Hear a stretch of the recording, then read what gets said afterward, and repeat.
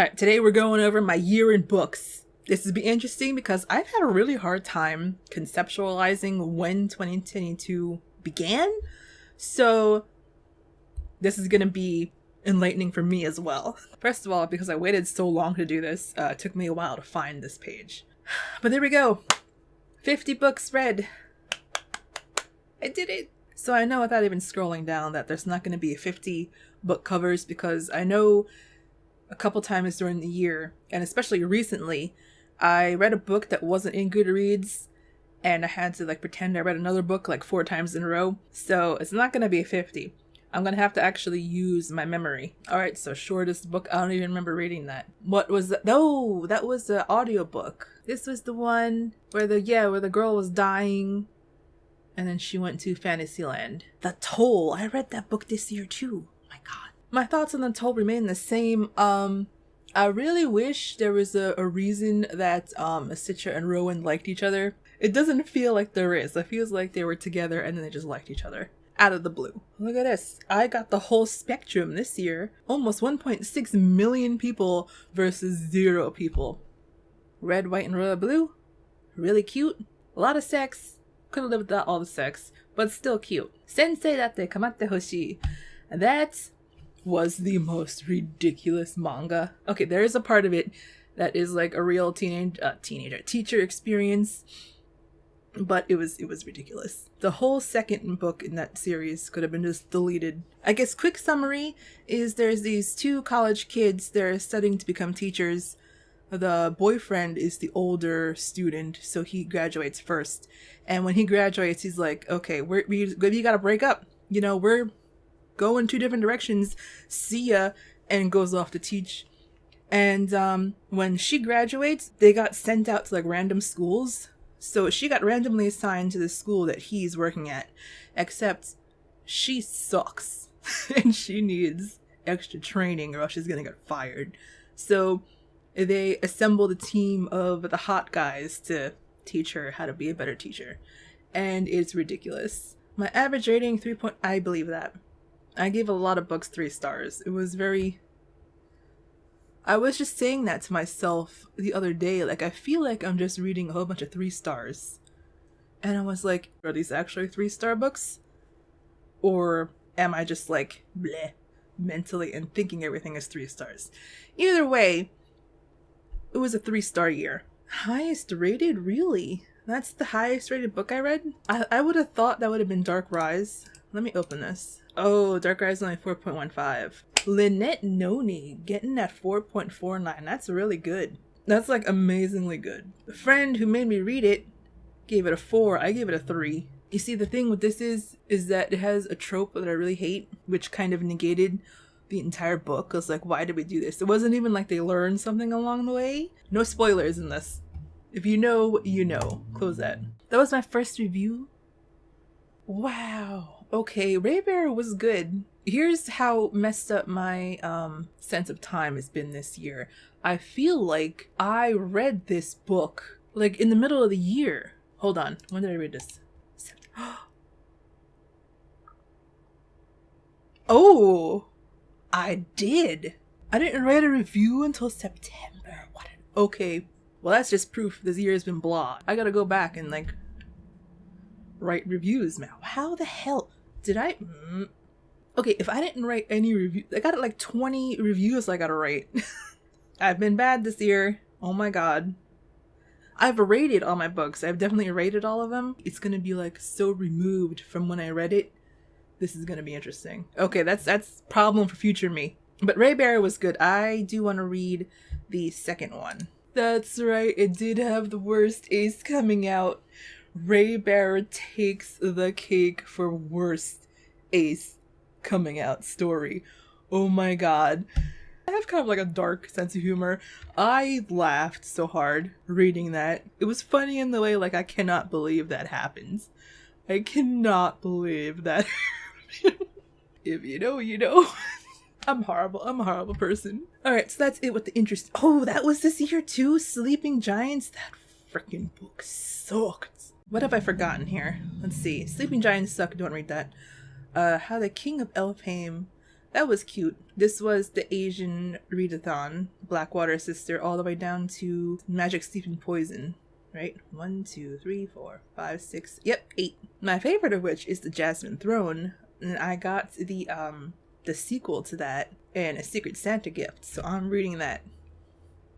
Thank you. Vows of Empire. It's my Space Gate trilogy coming to an end. That one I definitely recommend, that whole trilogy. It's a little hokey. It definitely felt like it started out as a Finpo fanfic, but I feel like it became a book. You know, they unfanficked it enough that it's a real book. Not to say anything bad about fanfic, like, but there's a different atmosphere, like a feel to a fanfic, and they got rid of that. Dread Nation, we got Civil War zombies, another ace character coming out.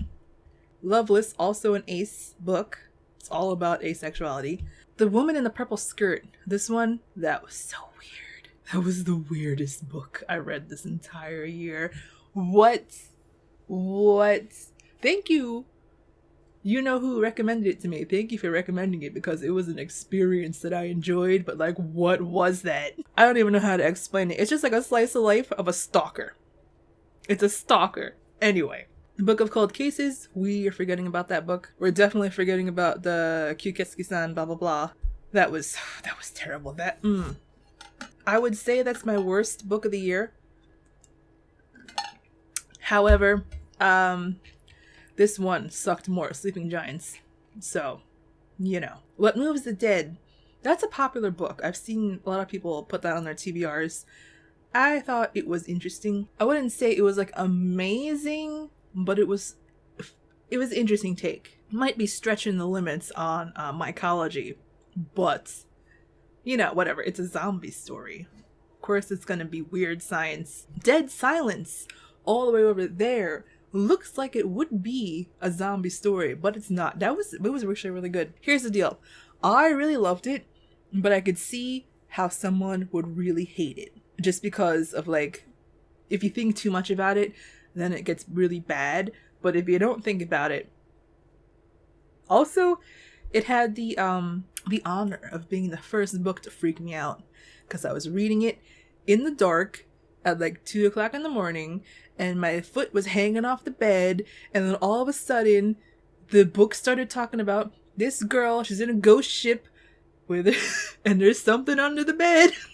Yeah. No thanks. Gearbreakers. That one.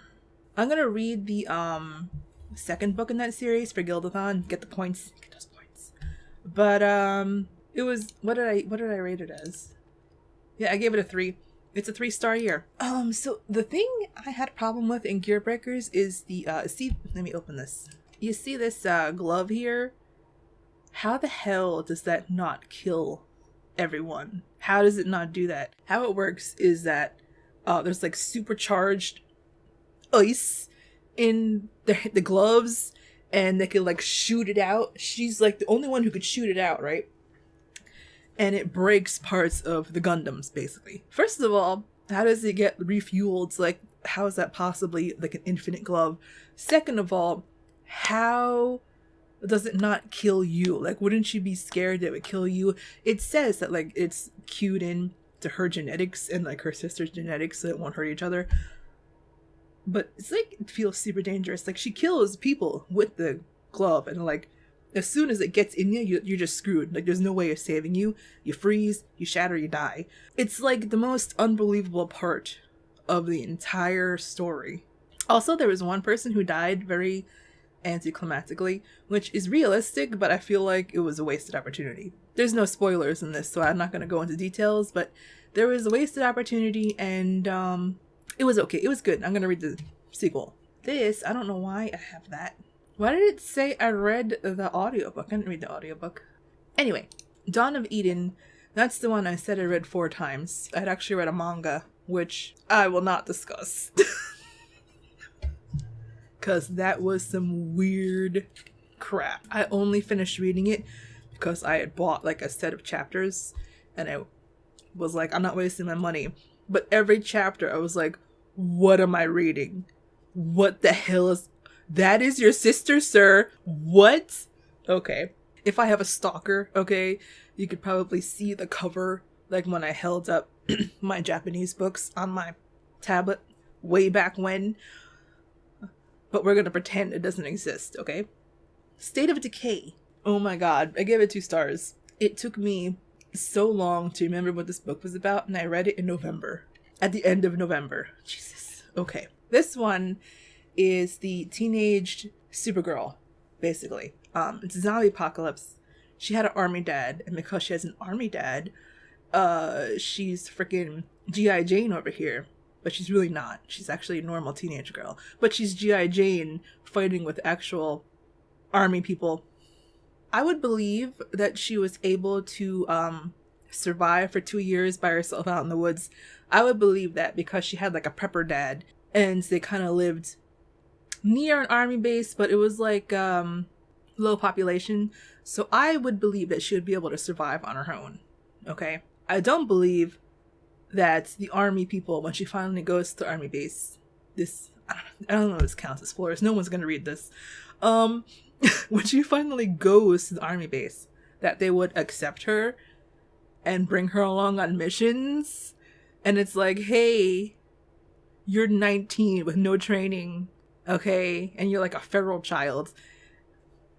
No. Of course, the explanation is that the captain guy was like wanting to get into that, so that's why he let her come along. But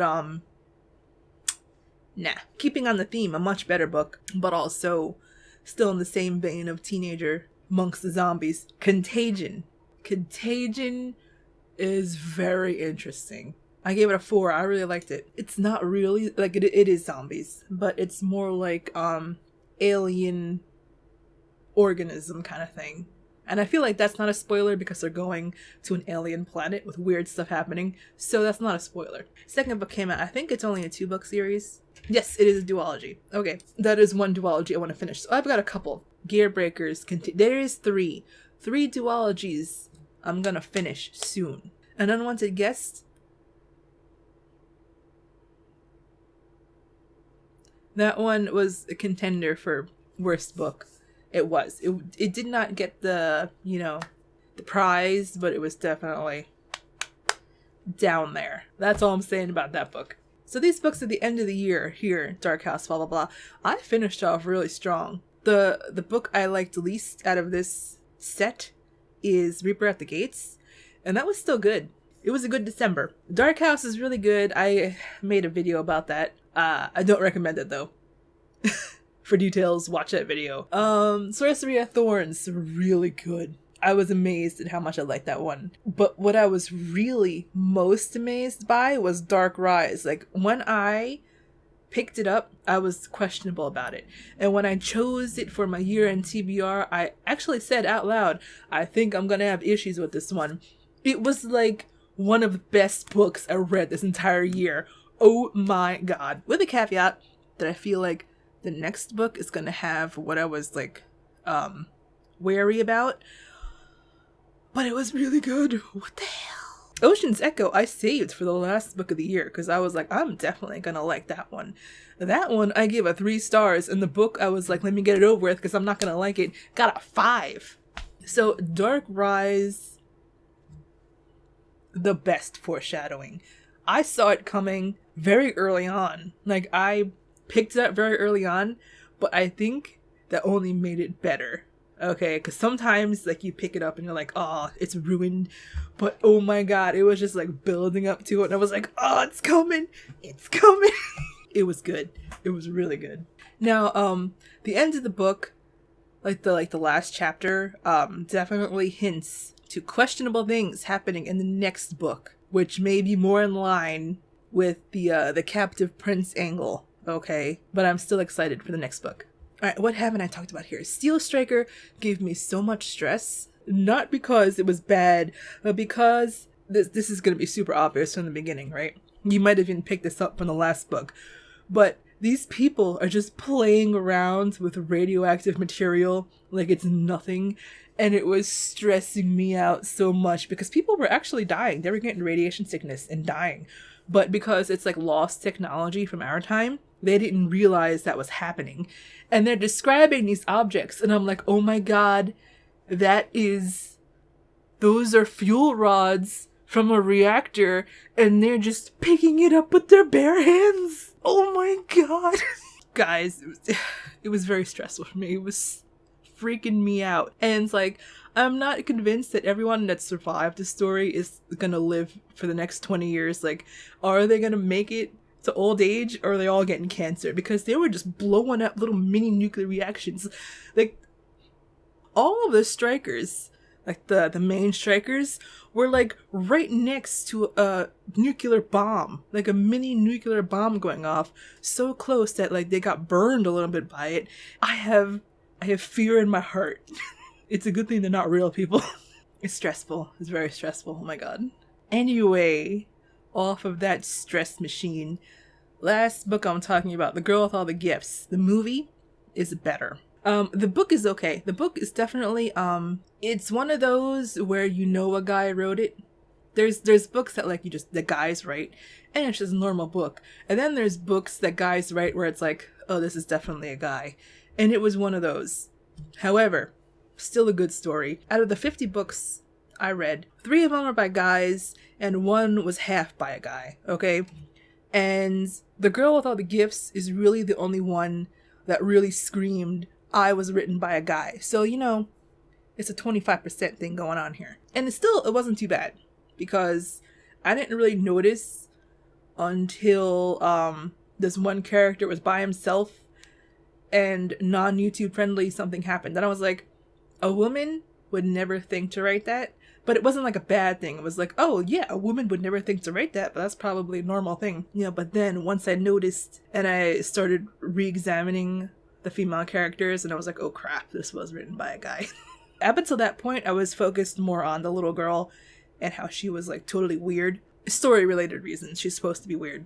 So I wasn't even paying too much attention to the 2 women, or the soldiers for that matter. I was only paying attention to like the girls part of the story. But then of course, after that one moment of where like, oh, a woman would never think of this, and that's a good thing because, woo, interesting. Then there was a woman would never write this, but there are bad things. So, yeah, it was still good. I'm interested in the second book. I definitely got like a little bit of a hint that, maybe the guy is kind of religious. Well, I mean, like most people are like religious, right? But maybe he's a little extra religious, and that was kind of sinking in to the story just a little bit. And I looked him up. He's a comic book artist, and there is one comic that he writes that I was like, oh, maybe I am right, and he's really religious, and it's sinking in. So I don't know. It was an experience, and I could no longer talk. Because God is telling me to shut up. That's what's happening, right? So yes, my last review of the year. I already talked about it. Honestly, I thought I wrote a review for Dark Rise, but maybe I didn't, because I was scrambling to read Ocean's Echo. Anyway, it was a mixed year. It was mostly okay. Some really bad, like infuriatingly bad, and some amazingly good, like Mr. Dark Rise here. That was good. Dark House was bad, but I loved it. Please don't read that book. And Jasmine Throne, good stuff. Anyway, I gotta go because I gotta make dinner. However, after this video, I'm taking mega book mode off of my plate, going back to normal book mode, and I'm gonna start writing again because I have been wanting to write. And also, I think there's a writing tag video that I was supposed to do like 3 months ago and I never did. So that'll fit very well in my new writing endeavors for this month. Anyway, I will see you next week. Hope you had a good reading year too. 40 books in 2023. Let's do it. Peace.